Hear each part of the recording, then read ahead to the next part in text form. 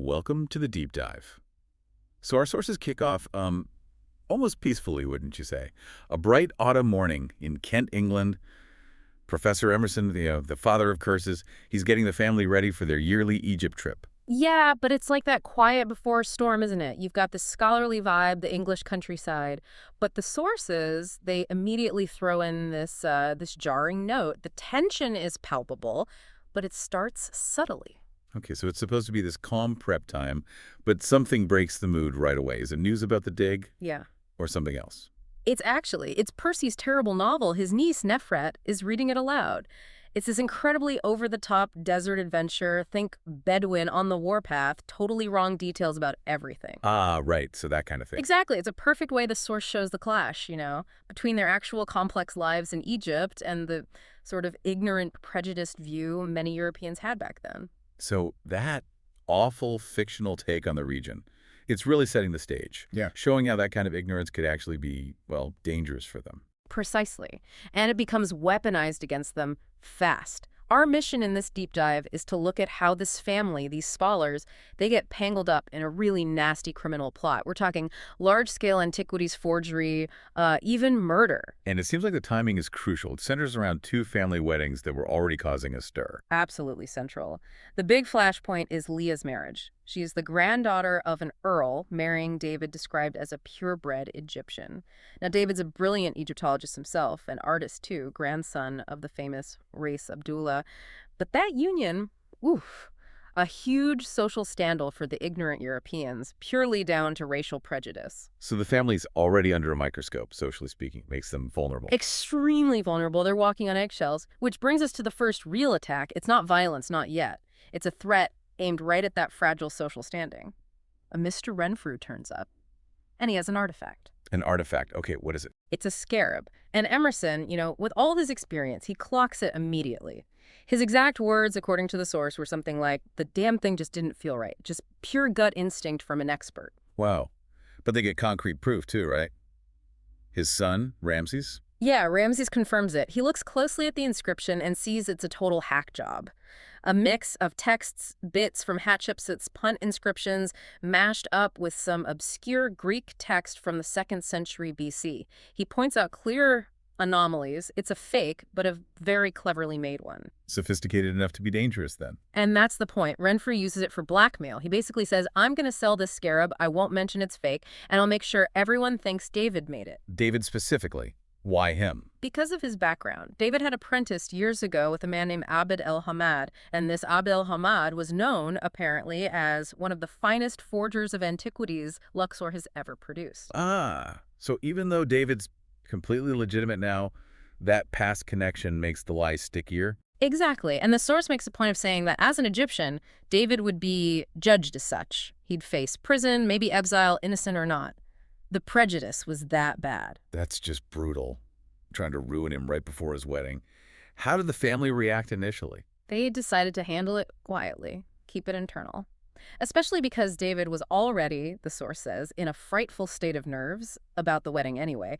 They didn't want to add to his stress. But trying to keep it contained, that probably didn't work out so well. No, it gave the villain breathing room.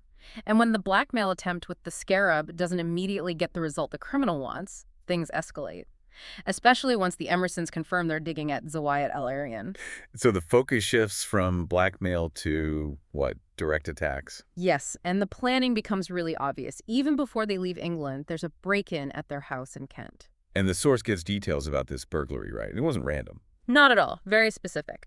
The villain uses a disguise, brown skin paint, fake beard, a turban apparently chosen specifically to hide how tall he was. He doesn't do the dirty work himself, though. He hires petty thieves. Smart. Distancing himself. Right. He gives them a floor plan with no writing, just an X marking Emerson's study where the scarab is. And he waits outside the park gates to get the scarab back. Very calculated.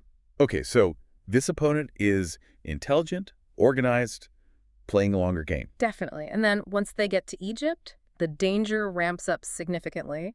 There's a direct attempt on Amelia's life out at the dig site. Someone takes shots at her with a rifle. Amelia Emerson. Wow. But she's famously tough, isn't she? Oh, yeah. She reacts incredibly. Uses her pith helmet on top of her parasol as a decoy, draws a shot, and then fires back with her own pistol. She's not someone you easily scare off. Incredible woman. But this is getting serious. Forgery, blackmail, burglary, attempted murder. What else is going on? There's a political dimension too, isn't there?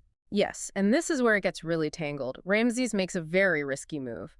He goes into Cairo to meet a man named Wardani. Or Donnie. Oh, he's a big name in the nationalist movement, right? Not someone the British authorities liked. Not at all. The source mentions the British, under Kitchener, were determined to crush the radical nationalists.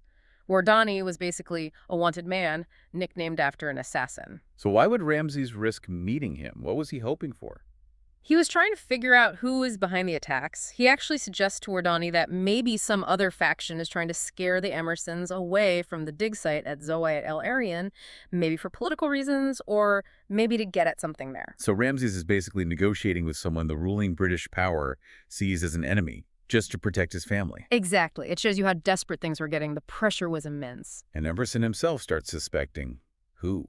He starts thinking this level of planning, the expertise, especially the connection to expert forgers, it smells like their old nemesis, the master criminal. So it might not just be local trouble, but part of this larger ongoing conflict with this shadowy figure. That's the fear, that this is all connected to something much bigger, much more dangerous. And then things take an even darker turn. There's a death at the pyramid site. Yes.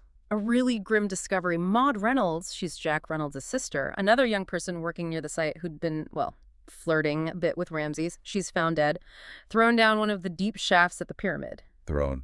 So not an accident, not suicide. Definitely murder.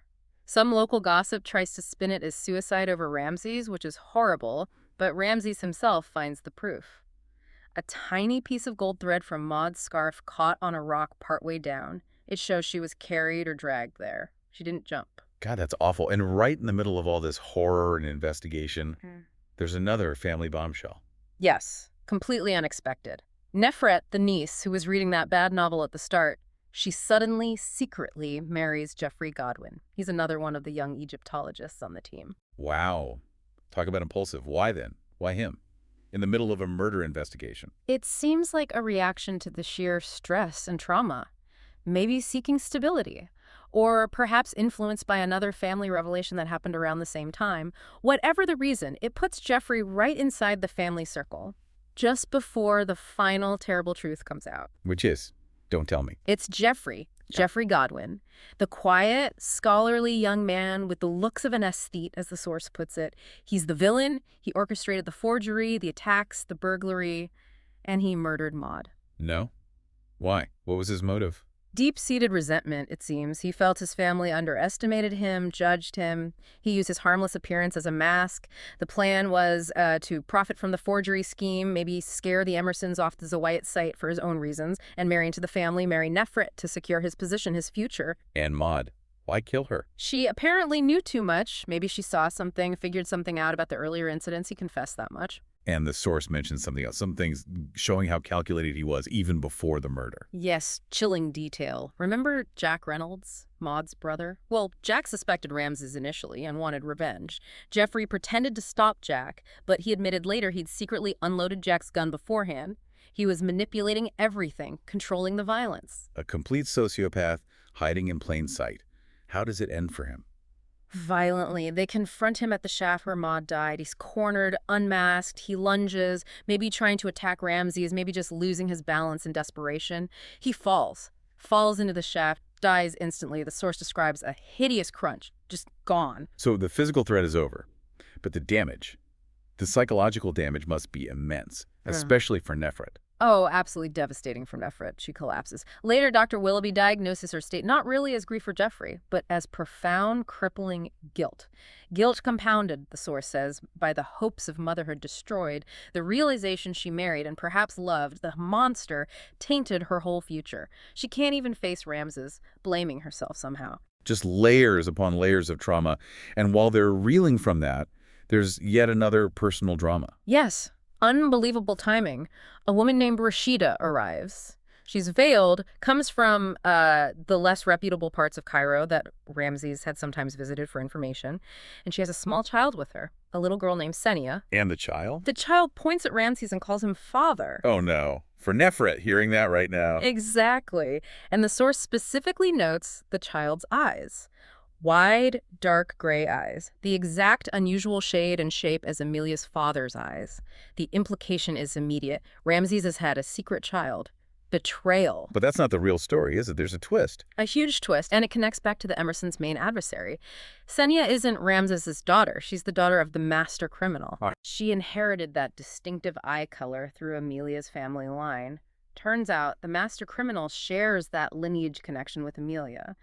Ramses hadn't fathered the child. He had actually rescued Rashida and Senia from a terrible situation from a pimp named Kalan and was secretly supporting them. Everyone just jumped to the wrong conclusion. Okay, my head is spinning. That's wild. And there's a detail about one of the family cats confirming this somehow. Yes, it's brilliant. Horus, their biggest, grumpiest cat, the one who apparently detested Ramses. When Horus meets little Senia, he completely changes, stops his usual hissing and fussing, just stares at her and starts purring.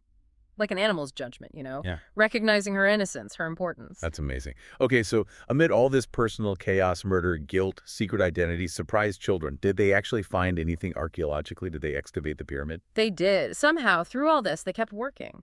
And they hit the jackpot. They found the substructure, excavated it, and discovered a sealed, intact burial chamber from the early dynastic period. Intact. Wow. What was inside? Crumbling wooden furniture, maybe a couch or coffin, and lots of beautiful alabaster and granite vessels. A major find. And it proved Emerson's theory was right all along. Which theory was that? That the reason the villain Jeffrey was trying so hard to scare them away from Zawayat El-Arian with the forgery, the violence, it was to keep this amazing, intact tomb secret, presumably so he could loot it himself later.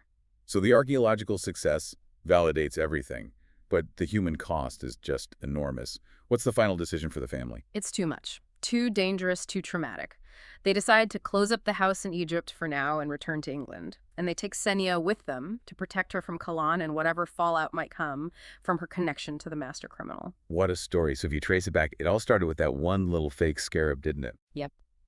Emerson's gut feeling about that tiny object unraveled this huge, deadly conspiracy. It perfectly shows that intersection, Scholarly work, intense personal drama, Lia and David fighting prejudice, Nefret crushed by guilt, and this high-level international crime element, likely involving the master criminal. It really does. And the source material leaves us with Nefret, just grappling with this immense psychological weight, feeling responsible for the monster she married. Which brings us to our final thought for you, the listener. Yeah, think about this. In a world full of sophisticated criminals, people like Jeffrey or the master criminal who can manipulate situations and people so well, is the psychological damage they inflict, the doubt, the misplaced guilt, the trauma often worse and maybe harder to heal from than any physical injury? Consider Nefret's burden as you reflect on everything the Emersons went through.